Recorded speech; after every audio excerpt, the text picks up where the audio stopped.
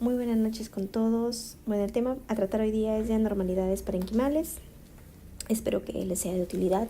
Pensé en este temita básicamente porque la mayoría de médicos residentes pasan por emergencia en el primer año sobre todo, ¿no?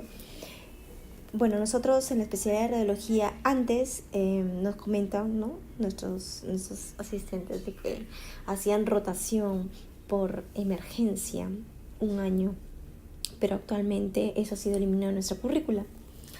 Creo que ya tiene años, varios años de que ya no hacemos nosotros rotación por emergencia, ¿no?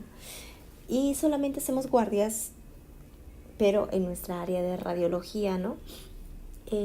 Estando siempre al pendiente de que si hay alguna consulta por algún colega residente o por algún médico asistente y en lo cual nosotros le podamos colaborar para quizás quitarle o juntos buscar la respuesta a la patología del paciente. Muy bien, antes de empezar estas diapositivas quisiera agradecer a las personas que me animan para poder continuar con el canal y poder seguir pues dándoles un poquito, colocando mi granito de arena para, con lo poquito que sé, para poder ayudarles, pues, ¿no? Sin más nada, empezamos esta charla.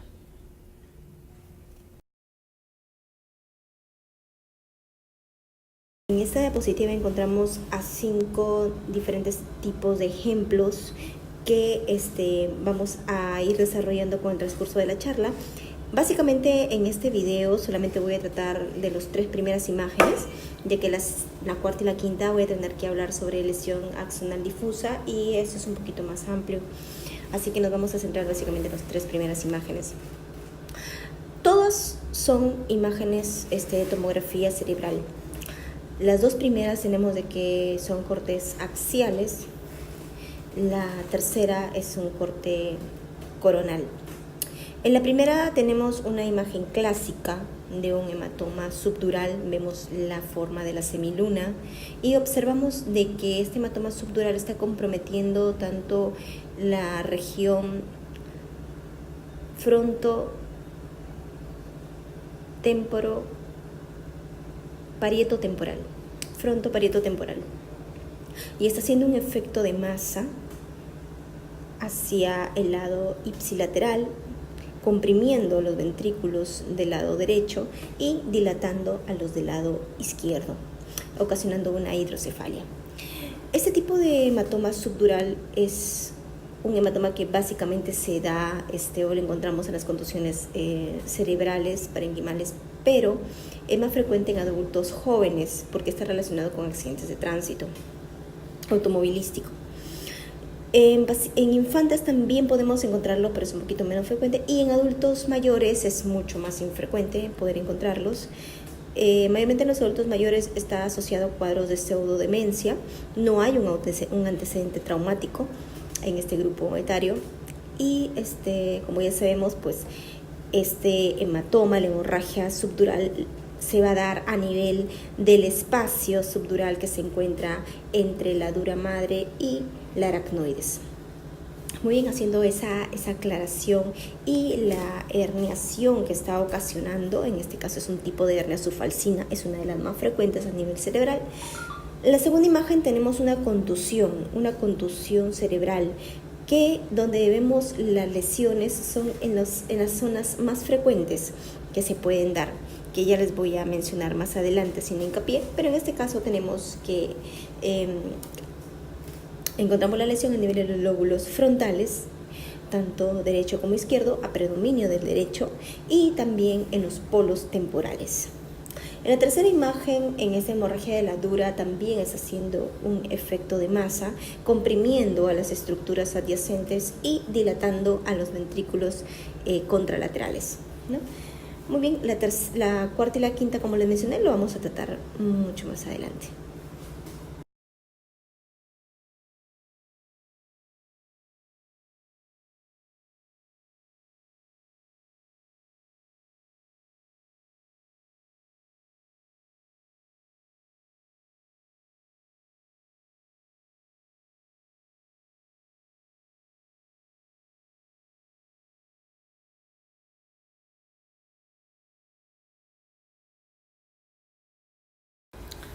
Bueno chicos, en esta diapositiva nosotros vemos la importancia, los cambios imagenológicos que ocurren en el tiempo de una contusión parenquimal, desde el horas que empieza hasta inclusive un mes que ha pasado, cómo cambia imagenológicamente esta lesión, de ser una lesión hiperdensa o apenas perceptible por nuestro ojo, pasan a ser de lesiones hiperdensas hasta lesiones hipodensas, ¿no?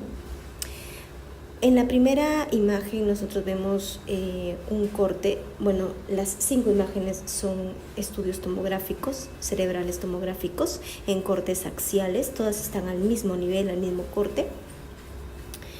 Y observamos pues que hay un incremento. Lo que más me llama a mí la atención es observar, sobre todo a las 24 horas, que hay un incremento de densidad, de engrosamiento de partes blandas a nivel occipital.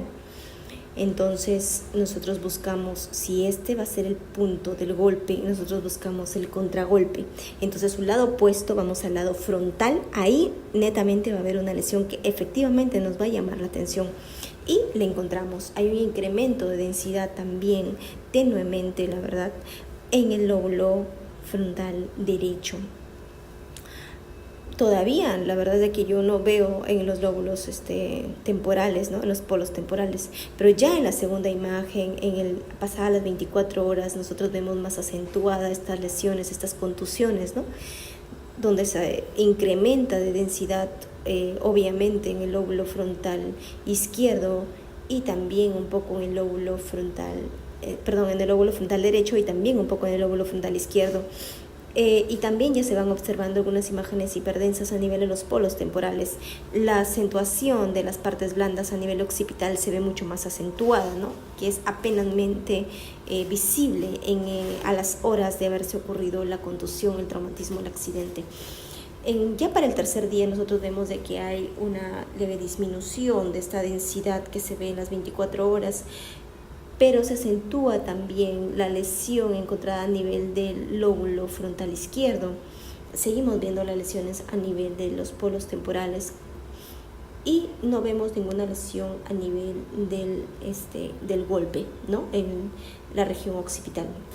Ya para el séptimo día observamos de que estas áreas hiperdensas a nivel de lóbulos frontales y a nivel de polos temporales disminuyen su densidad, se hipoatenúan y observamos una aparición de una nueva lesión hiperdensa a nivel del hemisferio cerebeloso izquierdo, sin implicación clínica, ¿no? El paciente no tenía ningún cambio clínico, ningún deterioro cognitivo o clínico tampoco, no había. Entonces no hay una buena correlación clínico-radiológica en contusiones cerebrales, básicamente hablando, ¿no? Y ya para el mes nosotros vemos ya los cambios secuelares, vemos ya esta área netamente hipodensa que se está haciendo más isodensa ya con el parénquima cerebral.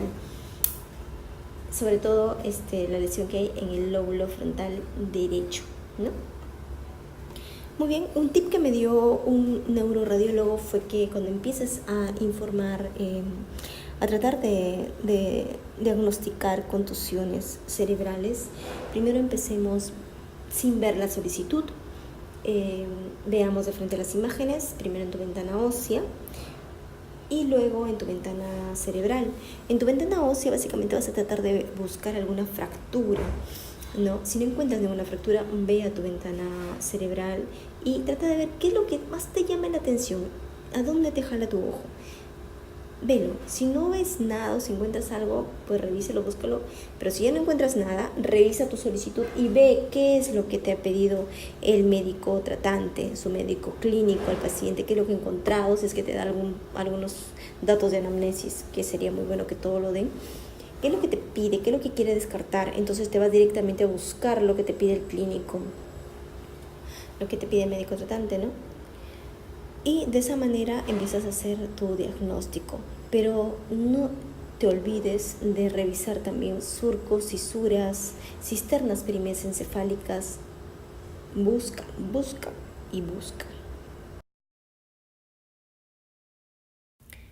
Bueno, en cuanto a la epidemiología, en cuanto a la epidemiología, nosotros tenemos de que estas contusiones son resultado básicamente de un traumatismo craneal, pues, ¿no? Es más frecuente en hombres jóvenes. Las causas básicamente es por accidentes de tránsito, por un accidente en vehículo motorizado. Acá más frecuentemente estos traumatismos cráneoencefálicos más severos ocurren por accidentes motociclistas. Bueno, en cuanto a la patología tenemos de que la mayoría de las contusiones se deben a que el cerebro se detiene repentinamente contra la superficie interna del cráneo, contragolpe, acentuada por dos contornos naturales del cráneo. Se puede asociar con una hemorragia intraventricular aproximadamente en un 2 a un 5% de casos. No es muy frecuente, pero sí la podemos encontrar. Así que chicos, por favor, busquen. Muy bien, ahora vamos a lo nuestro, las características radiológicas. Básicamente puede ocurrir en cualquier parte, cualquier zona del cerebro, del cráneo, pero van a ser mucho más frecuentes en 3 zonas anatómicas principales. Primero, en el piso de la fosa craneal anterior, segundo, en el polo temporal y tercero, en el patrón de golpe y contragolpe. O sea, busca tu golpe y tu contragolpe, ahí vas a encontrar una lesión. E incluso puede recién manifestarse tus lesiones de contragolpe con el paso del tiempo, ¿no? Como hemos visto en el ejemplo primero, el tiempo, la evolución al tiempo. Ojo, de que las contusiones corticales se hacen mucho más evidentes en las imágenes de seguimiento, cuando son corticales, debido al sangrado adicional o al edema circundante. Por tanto, en las tomografías de seguimiento, en los primeros días después del traumatismo, se puede detectar un aumento tanto en el número como en el tamaño de las lesiones, pero el paciente no muestra ningún deterioro clínico. Por lo tanto, la correlación clínico-radiológica no existe en este tipo de lesión. ¿Ok? No existe. Entonces, el clínico puede decir, mi paciente está muy bien. Uy, pero nosotros damos un informe de que hay como 3, 4 lesiones y decimos, el paciente está bien, increíblemente está bien, clínicamente. Así es el cerebro, así es nuestro organismo, nuestro cuerpo tan sabio, ¿no? Que trata de compensar a veces lo que nosotros creemos incompensable. Muy bien, ahora hablando sobre el estudio de tomografía, tenemos de que en la mayoría de los hospitales, pues la tomografía es la primera, incluso la única herramienta, ¿no?, utilizada para evaluar las contusiones cerebrales. Además que está en todas las guías de emergencia, ¿no? Pídele tu tomografía, es mucho más rápida, no necesitas contraste para diagnosticarle alguna hemorragia y su sensibilidad es de casi el 100%, entonces la tenemos, contamos con eso en el Hospital Las Artes, así que la utilizamos. Las unidades Hansfield de la sangre es dependiente de la concentración de proteínas del paciente. Las unidades de Hansfield son las unidades que nosotros utilizamos para medir las densidades diversas que podemos encontrar en el cerebro o en cualquier parte del órgano, básicamente en tomografía, que va desde -1000, 0 más neutro y hasta más 1000. Obviamente las que son más negativas van acercándose hacia el aire, la grasa también es negativa, los líquidos que van de 0 a 20, ya entre 20 y 40 hablamos de algo sólido, de sangrecita vamos hablando de 45 a 60, y mientras más va aumentando las densidades, pues más se va acercando hacia la parte ósea, el huesito va a ser mucho más denso, ¿no? Y la parte metálica pues ya va a pasar los 3000. Muy bien, entonces esto es dependiente de la concentración de proteínas y también del hematocrito. Por lo tanto, un hematocrito de 45%, la densidad de la sangre es de aproximadamente 56 unidades Hansfield, mientras que en la materia gris tenemos de que tiene una densidad entre 37 y 41 unidades Hansfield, y la materia blanca es entre 30 a 34. Entonces la sustancia gris es la que se va a ver más densa, ¿no? Y la materia blanca un poquito menos densa, entre 30 a 34. Son valores a tener en cuenta para ver algunas lesiones. ¿Ok, chicos? Bien, ¿y por qué les mencioné la hemoglobina? ¿Por qué es tan importante la hemoglobina? Era, pues, a mí qué me importa si mi paciente tiene 7, ¿no? O 6 de hemoglobina. Es un paciente oncológico y me viene con un TEC. Es importante porque en pacientes anémicos, cuando tienen una hemoglobina menor de 8 a 10 gramos por decilitro, la sangre puede aparecer isodensa en un sangrado agudo. Entonces, por favor, nuevamente, por favor, please, merci, en todos los idiomas que sé, por favor, bueno, merci es gracias, disculpen. Eso lo hacía para ver si estaban atentos. Bien, pues la sangre puede aparecer isodensa, entonces no nos colocan que el paciente es anémico, crónico, no nos colocan nada y quieren que veamos la hemorragia. Y estamos en duda porque decimos, por acá hay un poquito de densidad que medio que pues no cuadra con esta cisterna, medio que esta hiperdensidad lineal pues con este surquito. Oye, pero también puede ser algún artefacto, ¿no? De la tomografía. Cierto, es un artefacto, quizás son los voxeles, ¿no? Como dice el voxel es el culpable. No es una lesión y lo pasamos por alto. Y muy bien lo podemos pasar por alto.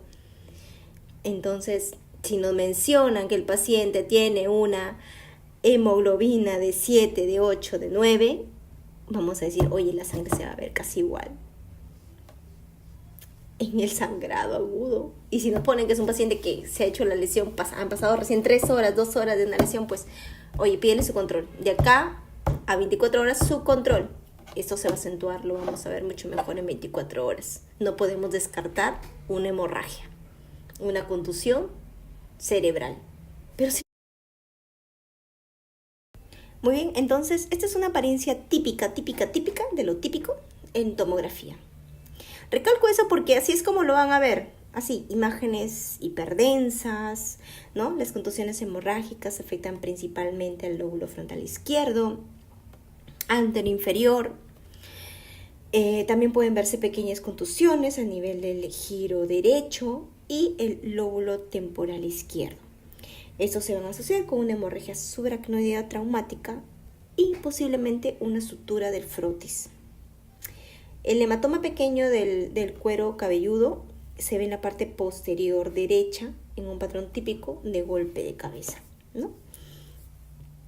Muy bien, hasta ahí hay alguna pregunta.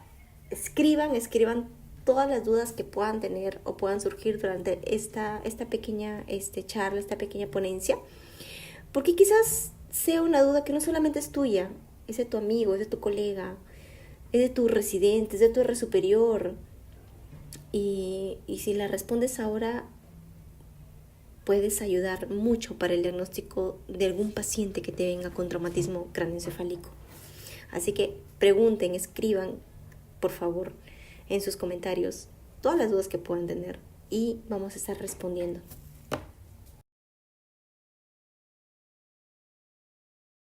Muy bien, entonces acá hablamos de la lesión de golpe y contragolpe. Tanto mencionamos golpe, contragolpe. Oye, ¿qué es esto de golpe y contragolpe? Muy bien, es un término aplicado a las lesiones de la cabeza. En realidad nosotros sí lo hemos visto cuando hemos rotado por neurología, en morfofisiología, en segundo, básicamente en tercer ciclo, que hemos llevado un poquito más de neurología.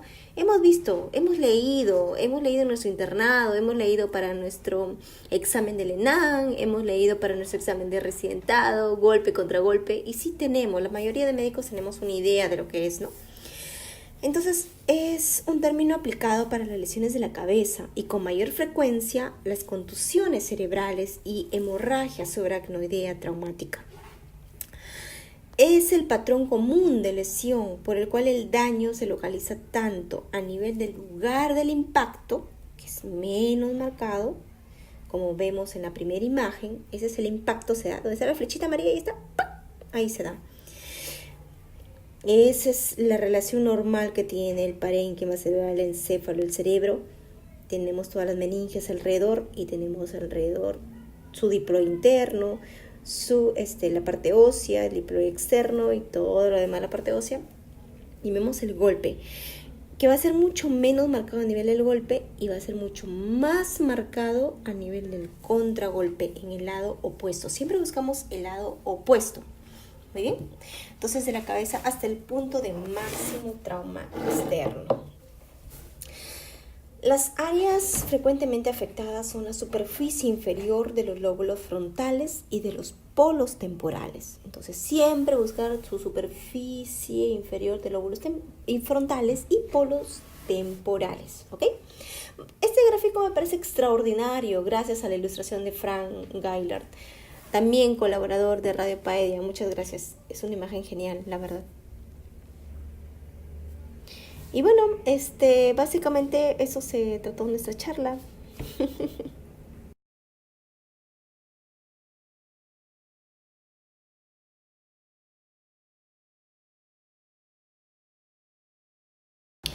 Bueno, ese es un videíto donde vemos un ejemplo típico de una contusión cerebral. Hay que tener en cuenta de que la razón de este patrón es mejor pensada como términos de aceleración y desaceleración del cerebro, ¿no? Dentro del cráneo. Siempre cuando pienso en estos videos en cámara lenta, pues de los muñecos de prueba, ¿no? De choque, cuando hay un accidente de tránsito automovilístico, que rebotan dentro de un auto, el cerebro experimenta un complejo similar al movimiento durante este impacto y la dirección de la aceleración y los contornos internos del cráneo, ¿no? Y esas reflexiones durales determinarán el patrón de la lesión. Por lo tanto, si identificamos la ubicación del golpe primario, entonces vamos a mirar el cuero cabelludo como lo había mencionado y nos permitirá centrar la atención en estas ubicaciones más probables para las lesiones. Y también podemos tener la oportunidad de incluir el término de patrón de golpe-contragolpe, ¿no? En los informes y podría sonar un poquito más sofisticado. Pero esto ya depende de cada uno, ¿no? Como quiera informar. Muy bien.